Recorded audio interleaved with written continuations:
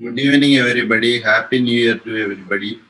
What I am planning to do is, as suggested by Babu, I will present one or two cases which can be kept for your exam with some theory, and then we will go to a few OSCE discussions. Okay. So, the first case was a 12-year-old girl studying in the sixth standard. She complains of a swelling over her left leg, 4 years duration. Pain left leg, 6 months duration. So swelling 4 years and pain 6 months duration. If you look at the history of presenting complaint, noted the swelling in the lower part of the left leg 4 years back. It is insidious onset, not associated with any trauma. No constitutional symptoms. Swelling was slowly progressing in size.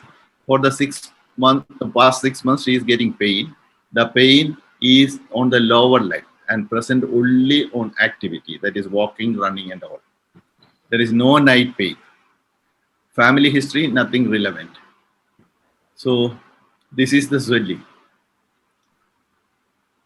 So anybody wants to uh, tell how you will examine this swelling? If you are asked to examine, what are the points that you will look for in inspection? Any volunteers? Can I, sir? Yeah. Uh, on inspection, I can see swelling present over lower one-third aspect of leg. Yeah. There is a diffuse swelling is present over the lateral aspect, mostly on the lateral aspect, Yeah. and near the ankle joint. I can say ankle joint is involved. I can say swelling is. So these are the points. One is the site. Now here is the swelling on the lower lateral aspect of the leg. Size of the swelling, when you look, you have to get an approximate size. This was around 8 into 4 centimeters in size. It is oval in shape. Then you have to say about the surface and margins. The surface appears smooth and the margins are indifferent. The skin over the swelling, you cannot find any scars, sinuses, or any dilated veins. Then similar swellings elsewhere in the body you have to look for, but here you find a small bulge. You only inspect in the upper end of the leg also. There are no visible pulsations. So whenever you get a case like this, a swelling case in the DNB exam, you are supposed to go through, because examiner will ask you to describe the swelling. Then tell you the palpation sign, the other thing, finally give a diagnosis. So you should not miss that. Okay. Even if you do know the diagnosis, you just go through these steps in a systematic manner. On palpation, there is no local rise of temperature, or the swelling is not warm. There is no tenderness as such over the swelling, but over the some part of the swelling there was tenderness that was at the level of the fibula. Then you confirm the inspection findings, and then the plane of the swelling, here it is arising from the bone, and it is hard in consistency. There are no pulsations. There is no pathological fracture. And another interesting finding is that it is attached to the tibia, but the fibula in that area is not separately palpable. So that means that the swelling is encircling the fibula as such, okay, or pressing on the fibula as such. So you cannot palpate the fibula separately. Swelling. So these were the palpation findings. Again, when you tell, you have to do it in this order. Then movement of the adjacent joints, uh, the angle and subtalar movements were normal. The angle was not involved. The subtalar movement was normal. And the knee range of movement was also normal. There was no neurovascular deficit as such, and then there is no lymphadenopathy. And the systemic examination, chest and abdomen were normal. So these were the findings. So this is the way when you have to present a case in the DNB exam. Right from the third year onwards, we are teaching you all these things, and you go in such an order. rather than telling one finding, then go into the measurement, then go into the movements. Like that, you should never do. So in summary, this is a 12-year-old girl with swelling over the lower leg, 4 years duration, slowly increasing in size, having pain on activity for the past 6 months, bony hard swelling arising from the metadiaphyseal region of the lateral surface of the tibia. The swelling was palpable on the anterior as well as the posterior compartment of the leg, more prominent posteriorly. It is a non-tender, irregular, well-defined surface, and the fibula is not separately palpable in the region of the swelling, and it was tender in that area. Probably that part of the fibula was tender, and angular and subtalar movements were normal. On palpation, they found another bony swelling in the upper tibia and a few small swellings in the upper humerus on both sides. No neurovascular deficits. So these were the findings. So one of you can tell the from the summary the diagnosis which comes to your mind. Can I tell, sir? Pardon? Multiple osteochondroma, multiple hereditary exostosis. But there was no family history. My diagnosis will be osteochondroma of most probably benign lesion, most probably osteochondroma. Yes, multiple exostosis you can say, multiple osteochondromatosis you can say, and it may be a part of hereditary exostosis. I agree, because in many cases you will not get the family history of exostosis in the family. Okay, so that is probably any differential diagnosis. Which are the other conditions in a child when they come with multiple swellings?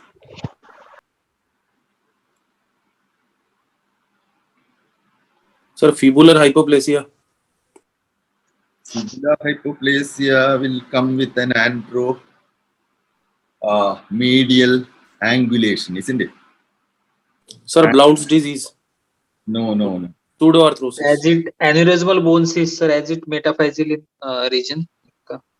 Yeah, aneurysmal bone cyst you can say, but here you are getting swellings in the upper end of tibia as well as the humerus,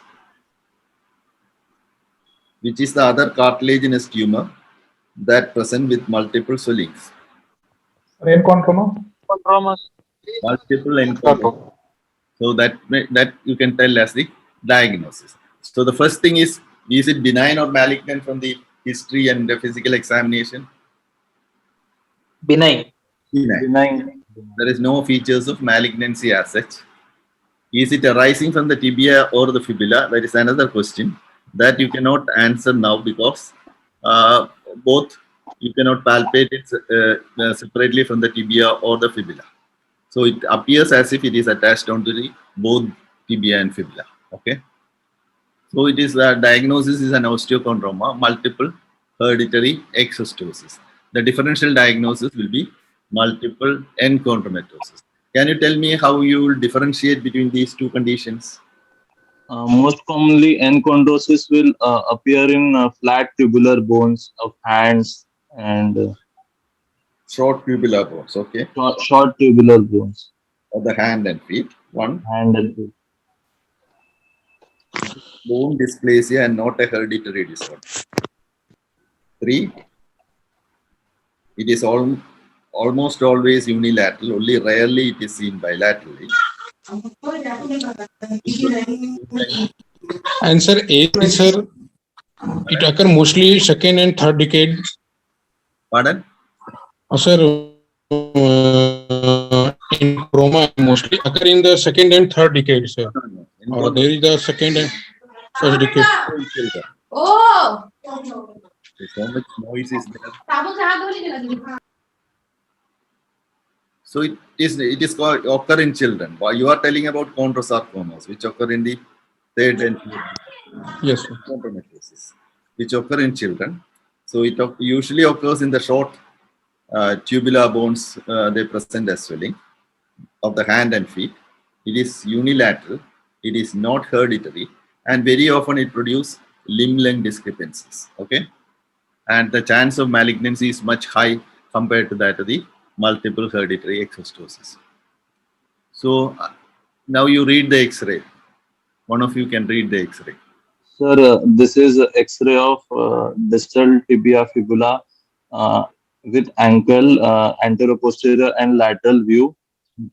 In anteroposterior view, we can see lytic lesion in distal tibia and also in fibula. Margin, it is well defined. Margin is well defined. Corticomedullary margin of the tumor is Look carefully. This cortex is continuous with that of the. yes. Tumor. Here again, it is continuous with the swelling. Okay. So it appears loosened. Why does it appear loosened? That we will tell later. Okay. So there is a swelling arising from the lower lateral aspect of the leg, growing towards the fibula. And what is it doing to the fibula? It is pushing fibula laterally. Laterally, and there is bending of the fibula, as well as there appears to be a fracture in the middle. Yes, a pathological fracture in Patient. the lower 130. Okay. Yes, sir. So after seeing the X-ray, what do you think it is? It, according to it is osteochondroma of distal tibia and extending towards fibula. Yeah, it is a sessile type of osteochondroma. Sessile type of osteochondroma. So this is the leg. You can see the swelling in the upper part. Okay. So it is a multiple swellings are there. It is multiple exostosis or multiple osteochondromatosis. Okay. So next, how will you treat this?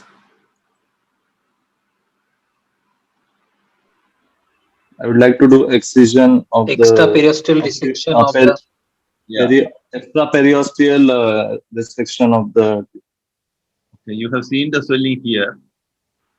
So it is both in the anterior. I have said it is involving the anterior compartment as well as the posterior compartment, and it is pressing the fibula. Which approach will you take? Why do you want to excise it?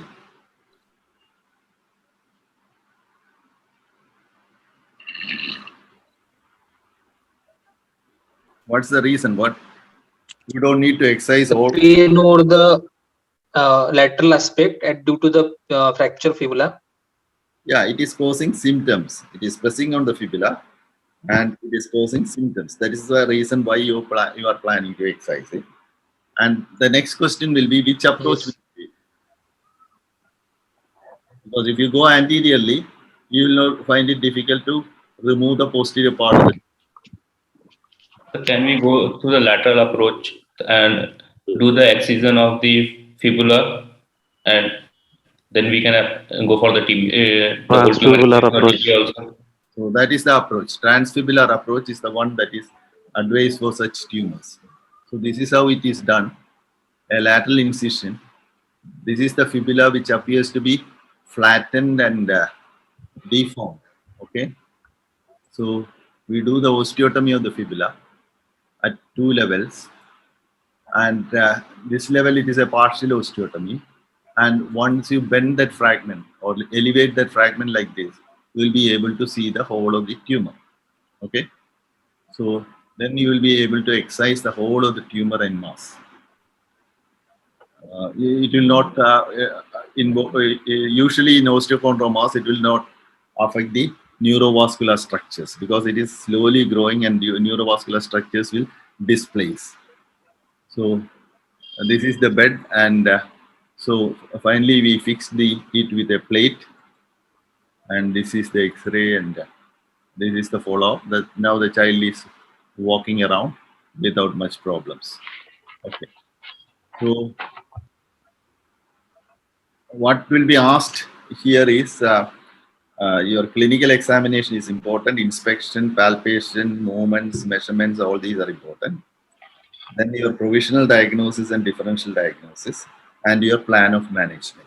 This will be asked in all the all the short cases which will be kept for you. Then I'll tell a few things regarding osteochondroma. It is a commonest benign bone tumor. Cartilage cap bony projection, solitary or multiple, usually seen in the metaphysis of long bones, occur in children and adolescents. 75% are detected before the age of 20. Yeah, they are considered as hamartomas rather than neoplasms, even though they come under the classification of bone tumors of by the WHO. They are cartilage-capped osseous projection protruding from the surface of the affected bone. Okay. So the most important thing is the classification is a single, multiple, or multiple with a family history, which is called as multiple hereditary exostosis. The common sites are around the knee joint. Okay. I'll not go into the details because I expect that you know most of these things. I will tell only a few points. Okay. Then regarding the etiology, it's a herniation of the epiphyseal plate that occur that results in formation of an aberrant cartilage cap eccentric bone. So this is the most important thing. The growth of an osteochondroma usually stops at skeletal maturity because the hyaline cartilage grow by endochondral ossification. Once skeletal maturity is attained, it will not grow. And if it continues to grow, you have to think in terms of some other problems like malignant transformation and all. Okay. So this is how a small piece of physeal cartilage gets separated and slowly it forms a cartilage cap which continues to grow. Then clinical features you all know. I will not go into the detail. Very often it is an incidental finding. But the only thing is, if there is an osteochondroma in the ward, it will always be kept for your exam. So pain is rare. It can produce growth disturbances and pressure on the surrounding structures. And it can affect the movements. This is the usual presentation. So these swellings are often kept for your exams. Pathology, I will not go into the details. One thing, the cortex will be continuous with the tumor. The medulla will be continuous with the tumor. And there will be a cartilage cap. Okay. So it can either be a broad-based, which is called as a sessile, or it can be pedungulated like this. Okay.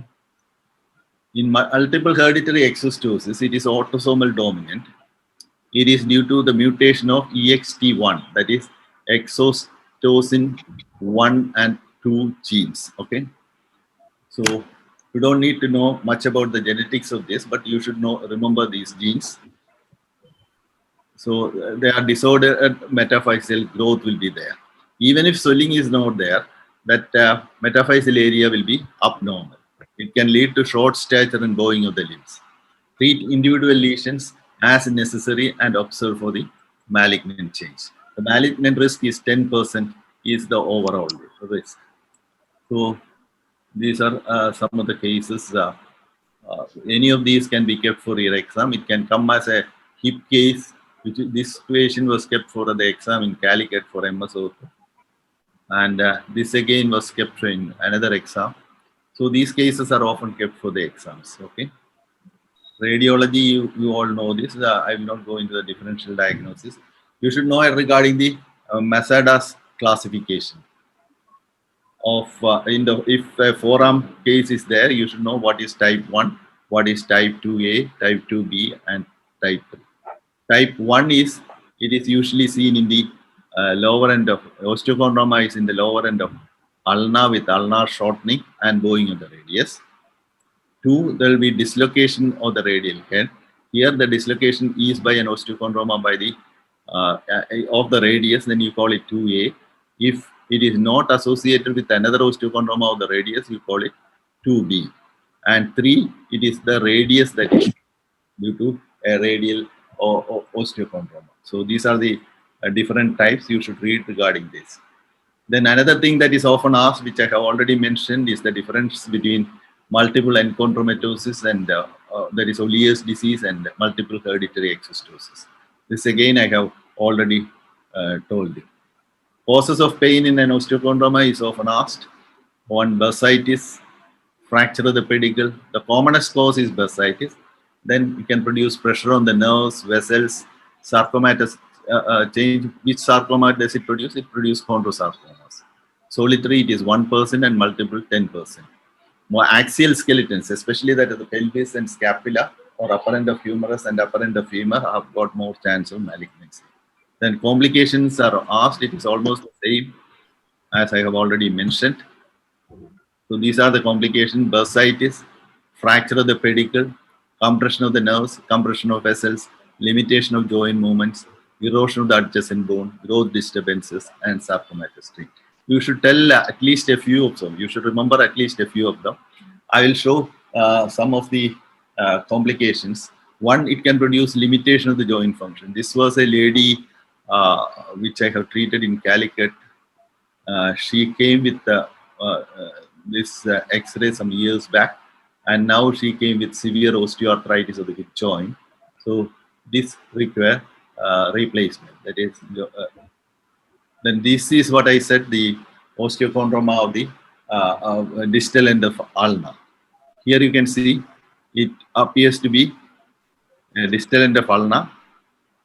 There is radial head is intact, so Masada 1. So this needs usually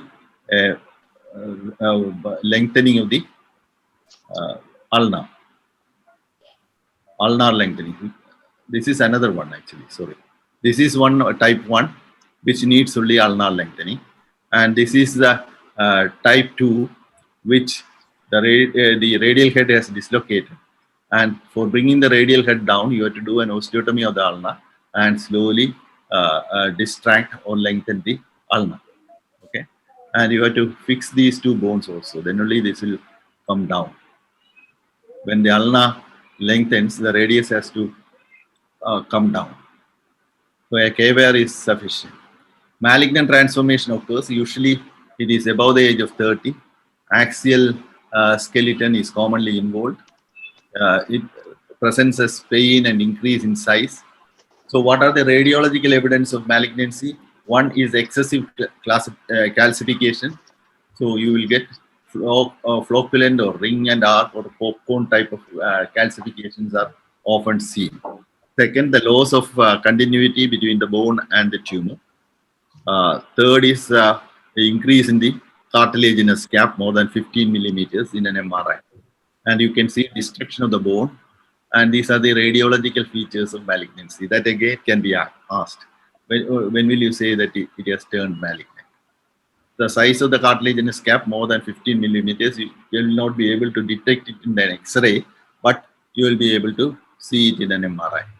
So this is one patient who came with a swelling here, which was actually a chondrosarcoma. Then pressure effects, you have already seen one case. This is another one which is eroding the fibula. Then it can present with winging of the scapula. Here it is a static winging of the scapula. So this is another case which is comes during the exam time.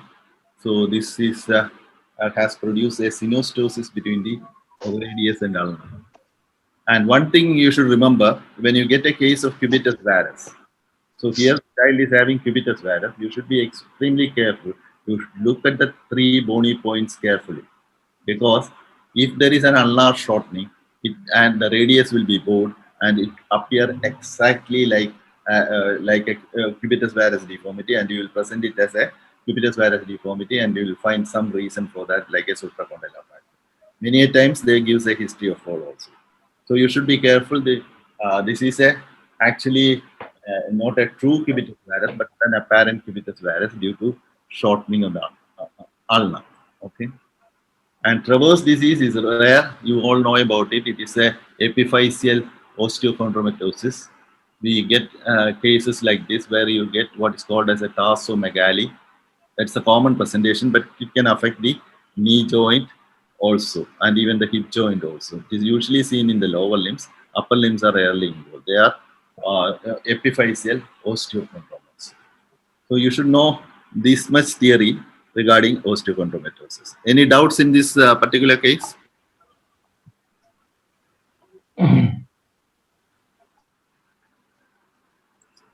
So, or should I go into the next case? Divya. Sir, one question.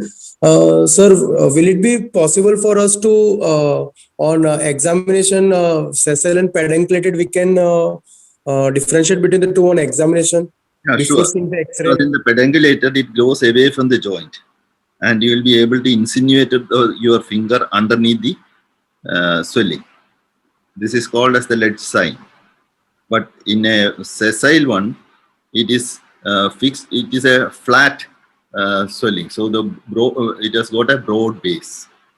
Okay, so you will be able to differentiate between a pedunculated and a sessile osteochondroma. Okay, sir. Because these are all cases which I have collected during exams. So these are the various cases which have been kept for the exams in Trivandrum and Cali, and in the MES also. So it is likely that you may get one of these cases if you get exam in these areas. Okay. Moving to the next case. Again, another short. So a 10-year-old girl complains of deformity, both risk 1 year duration. Deformity is progressively increasing, and for the past 3 months she is having pain and discomfort while carrying weight. There is no history of trauma, no constitutional symptoms, no morning stiffness, no history suggestive of infection, no family history of similar problems. So no history of trauma or constitutional symptoms, no history suggestive of the inflammatory disorder, no morning stiffness, no infection. Okay. So when you look at the height, you find that they are slightly short stature. Okay. And they have no dysmorphic facies. The forearms appear slightly short. So this is the deformity. Can somebody describe the deformity? Inspection, you can inspect. The picture will tell you everything. Anybody? Yes, sir. Photograph showing bilateral wrist with hand. In AP photograph, we can see ulnar head prominence. In lateral radiograph, we can see flexion deformity, both sides, left more pronounced than right, and ulnar prominence. Ulnar So this is the other X-ray. The main findings are prominent ulnar head, volar curving of the distal radius, dorsal-radial buoy, and a short forearm. Okay, these are where the findings. So can somebody give the diagnosis? Madelung deformity, sir. Deformity. Madelung deformity. Madelung's. Madelung deformity. When it is bilateral, can you think of any condition? I have mentioned the last one, that is a short forearm.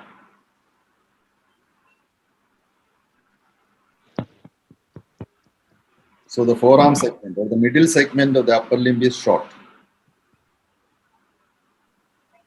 Okay, that is not important for you. So in the upper limb, there are three sections: rhizomelic, mesomelic, and acromelic. Rhizomelic is the proximal segment, mesomelic is the middle segment, and acromelic is the distal segment. So here the middle segment is short. So it is a mesomelic type of short stature, commonly seen in a few syndromes. The commonest one is the Lerry-Wheel dyschondrostosis.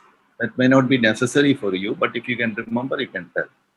On palpation, there is a manus valgus deformity. Ulnar styloid is palpable distally, and there is no thickening of the radius. These are the movements. There is no, dorsiflexion is restricted. The palmar flexion is more. The ulnar deviation is restricted, more restricted compared to the radial deviation. And the supination is also restricted. Okay. So the radius is short. You know how to measure the length of the radius. You should always do that in such cases. There is no wasting, and the piano key sign is negative. Even though the ulnar head is dislocated, the piano key sign is negative. So the findings are volar bowing of the distal radius. Second, a short forearm. Then a prominent ulnar head with a negative piano key sign. So the clinical diagnosis which you are going to give is the Madelung deformity, bilateral Madelung deformity. Okay.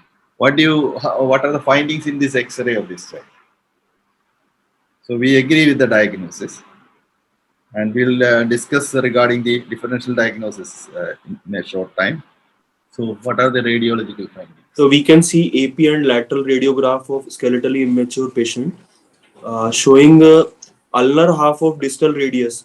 Physis is shortened. Positive ulnar variance.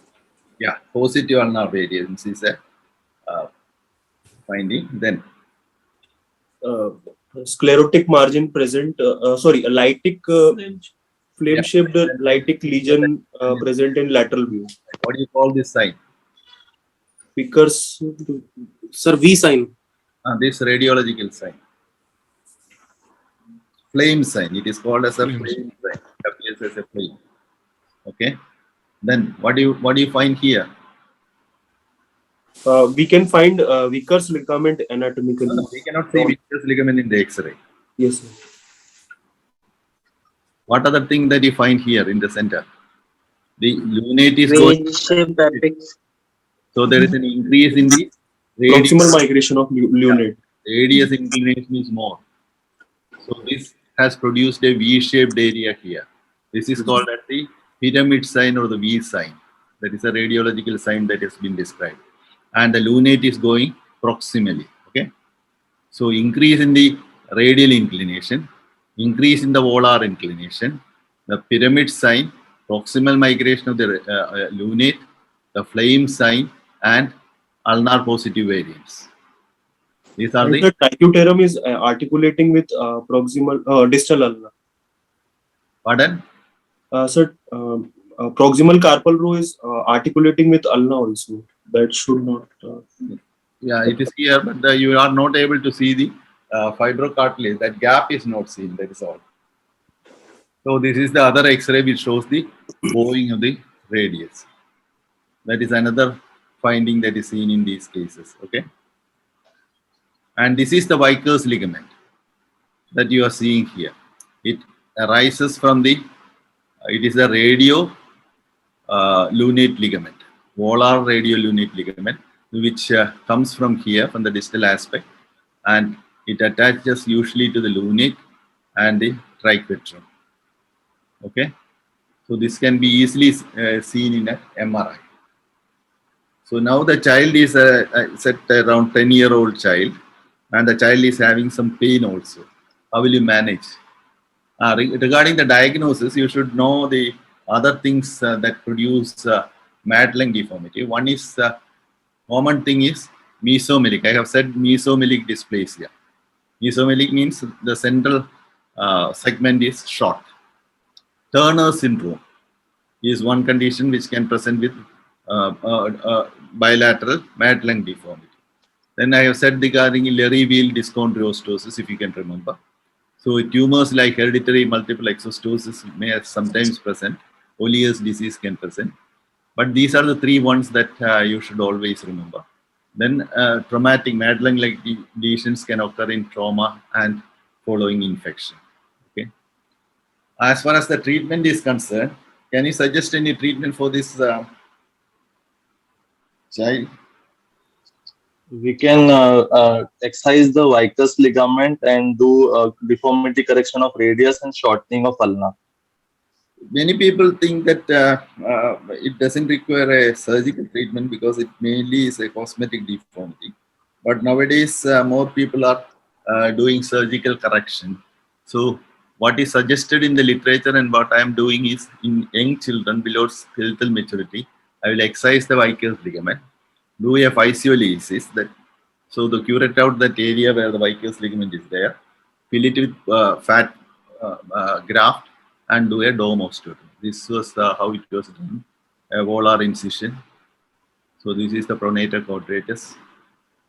Then this is the Vickers ligament that you are seeing, and we excise it. This is the gap after excision of that area from where the Vickers ligament is. We filled this with a graft and did a dome osteotomy and fixed it with K wires. Okay. So usually when you do the dome osteotomy, you correct the volar and the radial angulation. Usually these children will get good cosmetic correction of the deformity. Okay. So I'll tell a few things regarding, just a few points regarding Madelung deformity. It is a problem of the distal ulnar physis. Asymmetrical growth arrest occurring on the ulnar and volar aspect of the distal radial physis. So in classical Madelung deformity, the growth arrest occurs in the ulnar and volar aspect. So if it occurs on the dorsal and ulnar aspect, you call it as a reverse Madelung deformity. That also exists. Okay.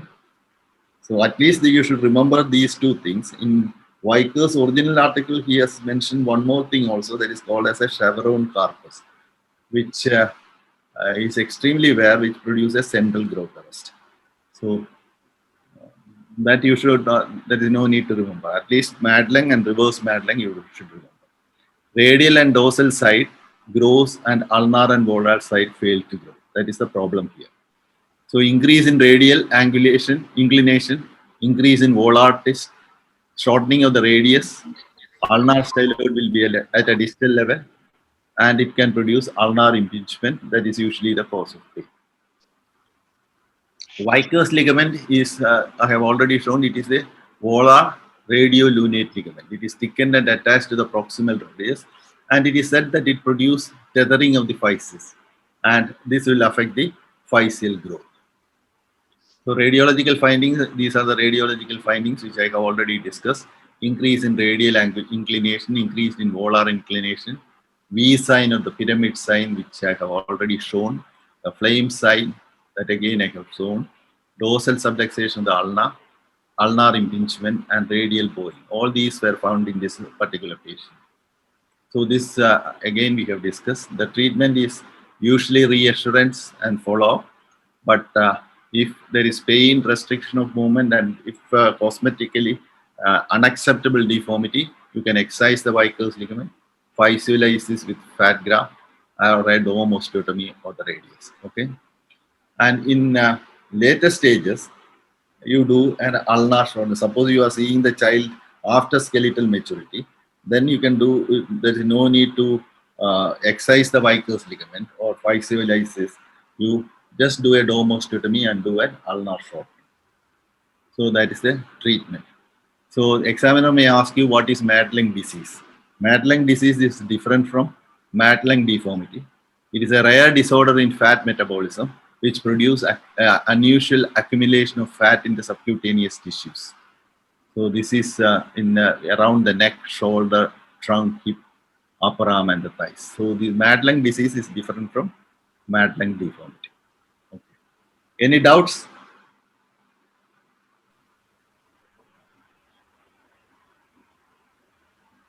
Actually, this case was kept for our MS examination last time. Any doubts? Sir, what about the surgical procedures like, sir, Kapanji procedure and Daraj procedure, which is done in Madelung deformity? Daraj procedure should not be done in children. And even in adults, it produces subluxation of the carpus. Kapanji procedure, if there is, it is mainly radio-ulnar joint arthroplasty, actually. So if there is limitation of pronation and supination, you do the Savu-Kapanji procedure. What is necessary here? Here the patient, usually these patients are having good function. Their pronation, supination are good. Probably after your treatment, if you get the restriction of pronation and supination after skeletal maturity, you can do a Savu-Kapanji procedure. Daraj procedure is not done nowadays. Okay, sir. So, what's the time? Have we got time? Sorry, 20 minutes. Sir, yes, we have got some more time, sir. So, I will discuss one or two OSCEs. One of you can take this question. What is your diagnosis?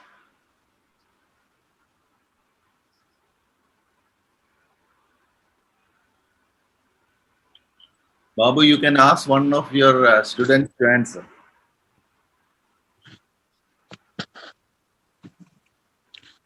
Sir, winging of a scapula. Winging of the scapula. What are that will be the first question. Second question, what are the causes of winging of the scapula? So weakness of serratus anterior muscles. Yeah. And long thoracic nerve palsy, sir. Yeah, Injury. True, isn't it? But when you are asked in your OSCE exam, you have to write at least, they will have to give some marks for you. If you write just serratus anterior, that is not sufficient, because next question will be different related to this. So it can be, you can either classify it as neurogenic causes, muscular causes, and a static cause, you can say, or a bony cause.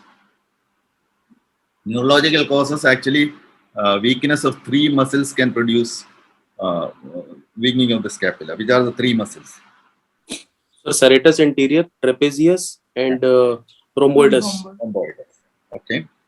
Then it can be seen in muscular dystrophies or myopathies.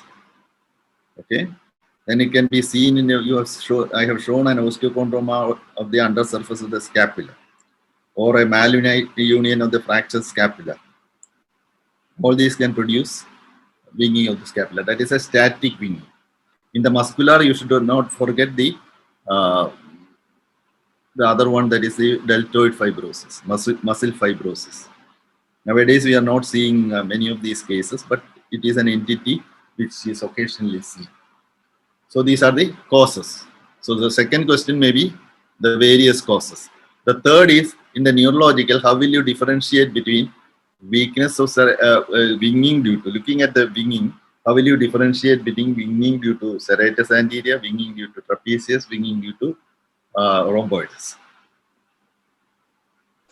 Sir, in serratus anterior, we'll ask patient to push the ball and we'll see the inferior border of the scapula. By muscle testing, but by looking Sir, so we will see that whether inferior border of the scapula is going medially or laterally, or there is a mild winging. So which causes medial winging? Sir, serratus anterior will cause the medial winging. Which causes lateral winging? Sir, trapezius weakness can cause lateral winging, and even rhomboidus can cause lateral winging. But in rhomboidus, that superior angle, superior portion of the scapula will also move. Yeah, actually, I'll show you that. You are right. You are right. So these are the questions that can be asked here. Sorry.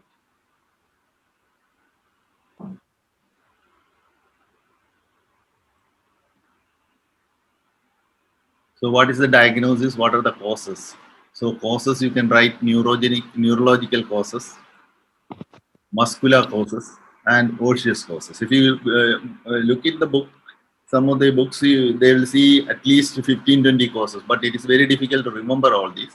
So at least remember these three, okay, which is easy to remember. Okay. Then the next is it can be static or dynamic. So serratus anterior, one point you said it is prominent on forward flexion.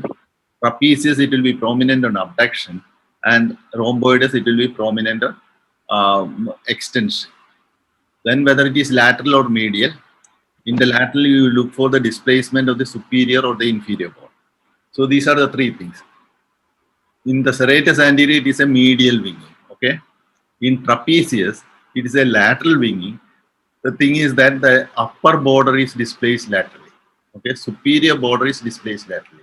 In rhomboidus paralysis, actually the inferior border is displaced laterally. Okay, so this can be asked in your exam.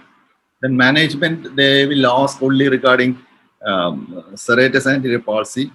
So you all know it is a serratus anterior palsy in the mid-axillary line, actually the long thoracic nerve in the mid-axillary line, and usually any incision in that area can cause injury to this nerve. So if it is due to an injury to the nerve, you have to do a repair. Compression neuropathies can occur, can from muscle fibrosis.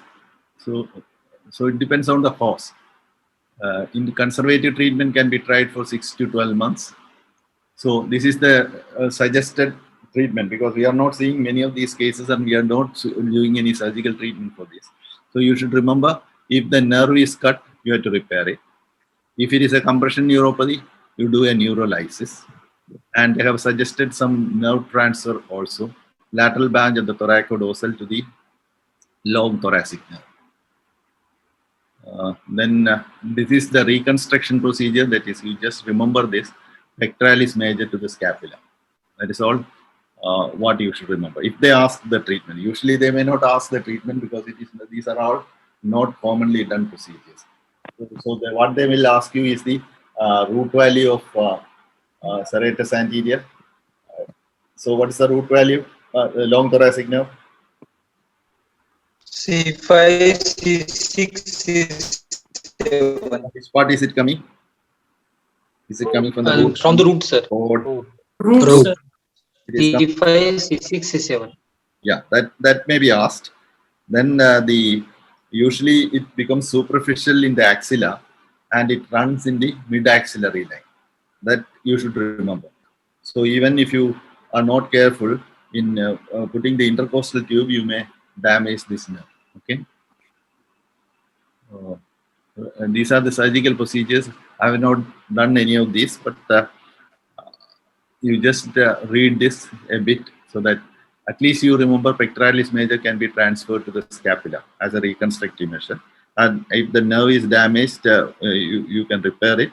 And if there is a compression neuropathy that is detected by nerve conduction studies, you can release that. At least this much you should remember. Okay. These things I don't think is necessary. Okay, we'll go into the second OSCE. Who want to name the procedure? What is the indication? What is the principle? What are the disadvantages? Usually it is 20 OSCEs, 5 marks. Usually at least you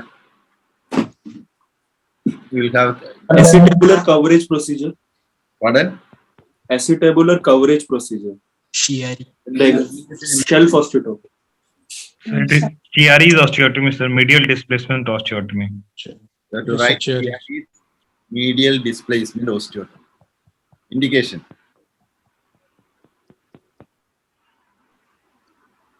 The advanced stage of DDH, neglected DDH. Yeah, when will you do it? In DDH, at what stage will you do it? It is mainly done. Skeletally mature people with uncovering of severe the degeneration. So an incongruent hip or a subluxated hip joint, okay, which needs coverage, you can do this procedure. What is the principle behind it? Mutilation of the distal part and lateralization of the proximal part of the pelvis. So what will happen here? What will happen to the bone here? It will increase acetabular coverage to femoral head. It is articulating with the raw bone, isn't it? So metaplasia occurs and it will produce fibrocartilage. That is the principle behind it. Okay. So this is a Chiari osteotomy. The distal fragment is displaced medially by abducting the hip and hinging on the hinge is the pubic symphysis. Till the proximal fragment cover the femoral head. Fragment is transfixed with a screw or a K-wire, not a Steinman pin. So metaplasia of the capsule will be over that and it produce fibrocartilage. Okay. And it create a pain-free, stable hip. That is the basic principle. So is there any age criteria for this procedure? I will tell you. I have got one slide. The hip is not contained and incongruent. That is the indication. As you said, in due to any cause, if the hip is incongruent and if it is subluxated, you can do this procedure. Painful, unstable hips, and Perthes disease as a salvage procedure. These are the 3 indications you have to write. So the main disadvantage is when you medialize this, you find that the gluteus medius becomes short. So it will produce an abductor lunge. So it produces weakness of the abductors. Okay. That is the main disadvantage. And this is the one I said. This summarizes the various osteotomies which can be asked in your exam. See, Salter's osteotomy. Sorry. Age group is usually 18 months to 6 years. Okay. Absolute indication, when will you do it? When you get a concentric reduction of the hip joint. Okay. It is a single innominate osteotomy. What is the hint? It is a pubic symphysis. And it redirects. It is a redirectional osteotomy. So these 4 points you should remember. 4 or 5 points. Pemberton, usually done 18 months to 10 years. Again, concentric reduction is required. It is a pericapsular osteotomy. Here the hinge is the triradiate cartilage. It alters the shape. It is an acetabuloplasty. It alters the shape and reduce the volume of the acetabulum. So it is usually done for a large acetabulum. You want to bring the acetabulum over the femoral head after congruent reduction is obtained. Then you do a Pemberton procedure. Degas procedure, again, it can be done for till the age of skeletal maturity, usually at 12 or 14 years. Concentric reduction is a must. Here, you are cutting mainly the outer wall of the ilium. You are cutting the outer wall of the ilium, especially on the posterior aspect. Okay. Here, the medial wall is acting as the hinge. And it again alters the shape and reduce the volume of the acetabulum. And triple innominate osteotomy, it is not done in small children. It is usually done in children above the age of 6 or 8 and in skeletal maturity also. Concentric reduction is necessary. You osteotomize the ilium, ischium and the pubis, and it is a redirectional osteotomy. It redirects the acetabulum. Gans, skeletal maturity, significant acetabular dysplasia, osteotomy of the ilium, ischium, pubis, and the posterior column is also cut here. It again redirects the acetabulum. Chiari is done only in skeletal maturity, after skeletal maturity. Non-concentric reduction or a subluxated head is the indication. The distal fragment is displaced medially and the metaphysia of the capsule to fibrocartilage. It alters the shape and increase the volume of the acetabulum. Okay. So Pemberton and Degas reduce the volume of the acetabulum. Here the volume is increased. So if you get a coxa magna following Perthes disease with lateral subluxation, you can do a Chiari osteotomy. The shelf acetabuloplasty, it is done usually after skeletal maturity, but in Perthes disease, it is done as a not only as a salvage procedure, but as a labral support procedure in younger children also. So non-concentric reduction. So when there is a large head and a small acetabulum is the main indication. You put grafts over the capsule and this will metaplasia of the capsule to fibrocartilage. In all these cases, hyaline cartilage is not formed. It is mainly the fibrocartilage that is formed. It gives extended coverage to the femoral head. So in pelvic osteotomies, you remember this slide. And if you remember these, you will be able to answer most of the questions. Okay. And with this, I'll stop because there are a lot of slides in this presentation. So somebody can take diagnosis. Most probably Scheuermann. Pardon? Scheuermann kyphosis, sir. Yeah, you can say Scheuermann's kyphosis. Okay. What are the clinical types of Scheuermann's? Typical and atypical. Yes. So what is the difference between typical and atypical? Typical is usually thoracic in side, and atypical is usually thoracolumbar or lumbar in side. Yeah, good. And radiological criteria for diagnosis of typical.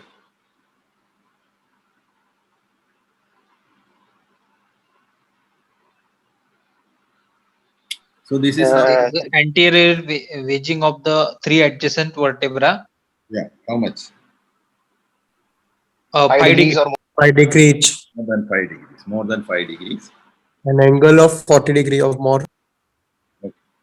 So this is how these OSCE questions are framed. I am showing one example. So Scheuermann's disease, anterior verging of 3 consecutive vertebrae leading to a kyphotic deformity, usually seen in adolescent children. Males are commonly affected. It will present as pain in the dorsal or dorsolumbar area. Aching pain is exacerbated by prolonged sitting, standing, and physical activity. So primary complaint is a poor posture. Okay. So usually the parents will come with a poor posture. That is the commonest complaint. The types are atypical and atypical. Typical involves the thoracic spine. The kyphosis of 3 or more consecutive vertebrae each verts more than 5 degrees, producing a structural kyphosis. That is how you differentiate between a postural kyphosis and Scheuermann's. Here, it will not be much flexible. Atypical involves thoracolumbar tension or the lumbar spine. Does not have 3 consecutive wedging of 5 degrees, but you can see vertebral end plate changes, disc space narrowing, and anterior Schmort's nodes. So clinical features, I think you can read this up. Okay. So this is the important thing. So there is angular thoracic or thoracolumbar kyphosis. Parents come with concern regarding the posture. So there will be a compensatory lumbar hyperlordosis when it is flexible, and which is flexible, but the kyphosis does not correct on prone extension test. That's a very important point. So if it is a very flexible curve due to a postural curve, when the patient lies prone, the deformity gets corrected. Here it will not get corrected. Small structural scoliosis may be seen in 30% of cases. Here they come with low backache, common in males involved in competitive athletics, no noticeable deformity, pain with spinal movements, spinal cord compression, all these can occur. So radiological thing, you take AP and lateral view, measure the probe angle, and this is the radiological criteria in a typical case. So when the vertebral and end plate irregularities and thoracic kyphosis more than 50 degrees. Atypical irregularity of the vertebral end plate, presence of multiple Schmort's nodes, narrowing of the intervertebral discs, no or minimal wedging of the vertebral bodies or kyphosis. So natural history, differential diagnosis is usually a postural round back deformity. How will you differentiate it? By the prone extension test. Then post-traumatic kyphosis and tuberculosis. Morqueous, various bone dysplasias and metabolic diseases. Morqueous, Harler's, all these can produce kyphosis, congenital kyphosis. These are the various conditions that can produce kyphosis. So one question can be a diagnosis. Then clinically, how will you differentiate it? You can mention the prone test. Then you can the radiological criteria. Then differential diagnosis of kyphosis in a 12-year-old male. And regarding the treatment, you just remember that below 50-degree observation, when there is no evidence of progression. Conservative method, the orthosis, the main is, if it is a higher one, it is the Milwaukee brace.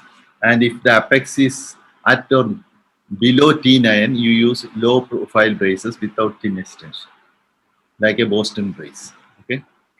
Surgery, only principle is necessary because at your level, they will not ask any details regarding the surgery. Lengthening of the anterior column, anterior release, provide anterior support, that is interbody fusion, and lengthening, shortening and stabilizing the posterior column. So, posterior compression instrumentation and arthrodesis, that is the treatment. Okay, I think we will stop here.